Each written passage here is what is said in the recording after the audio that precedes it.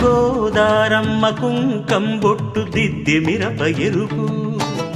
లంకానాథుడింకాగనంటూ పండు కొరుకు చూసే చూపు ఏం చెప్పింది సీతాకాంతకి సందేహాల మబ్బే పట్టె చూసే కంటికి లోకం కాని లోకంలోన ఏకాంతాల వలపు అలపాపి కొండలా నలుపు కడగలేక నవ్వు తనకు రాగా ఉప్పొంగిలే గోదావరి